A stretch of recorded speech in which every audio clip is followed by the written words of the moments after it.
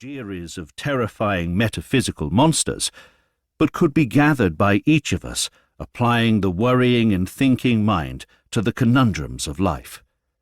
Questions come rippling out of their pages. What is the underlying structure of things? What lasts? What is constant in a world of flux? What is identity or substance? What is the relationship of thought to world? What is being? What value? What justice? And in the light of any answers to those questions, how should we be? How should we treat each other? I never knew John Raven. He died 10 years before I met his daughter, but it is one of the miracles of books that through their pages you can start to know a man decades after his death. I could, in a way, hear him and converse with him through his printed words, and as we sailed through the Aegean that day, and as I looked at the chart beside me, I began to ask why this eruption of new thinking had happened in this place and at that time. Almost in view from the cockpit of our small chartered boat was the whole province in which Greek philosophy had begun. Those grey-blue masses of island and mainland hid within them, the thinkers' cities. 30 or 40 miles to the south in Miletus was the birthplace of the first theorists of the physical world. 20 miles to the east in Ephesus was the home of Heraclitus, the first person to consider the interrelatedness of things. Just to the north, in the twin cities of Notion and Colophon, was the country of Xenophanes, the first philosopher of civility.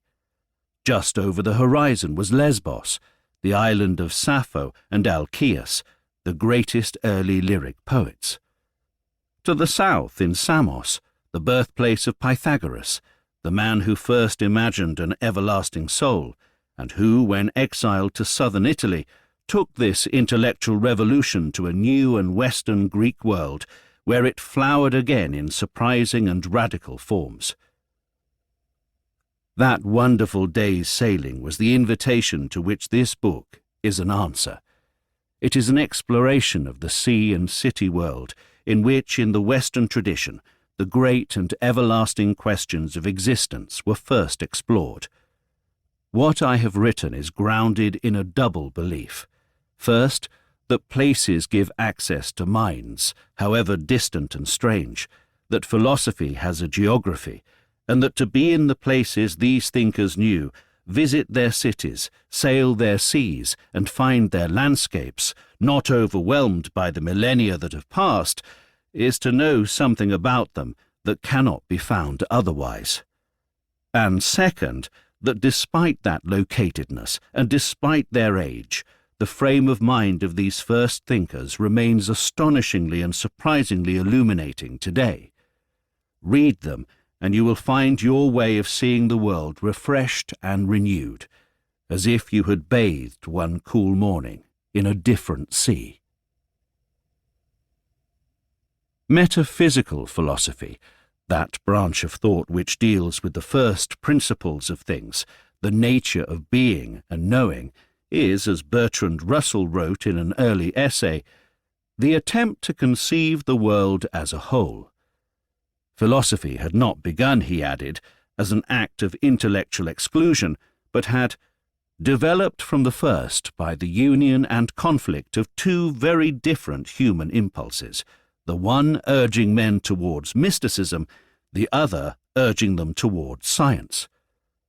Russell thought that super-rationalists, he named the 18th century Edinburgh philosopher David Hume, may have achieved greatness through science and analysis alone, and others, such as Hume's younger contemporary William Blake, through deep mystic insight.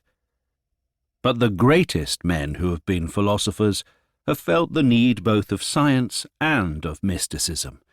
The attempt to harmonize the two was what made their life, and what always must, for all its arduous uncertainty, make philosophy, to some minds, a greater thing than either science or religion. That meeting of impulses is what defines philosophy. Its place is to bridge the transition between the perception of a universal harmony and the daily encounter with the world as it is, in all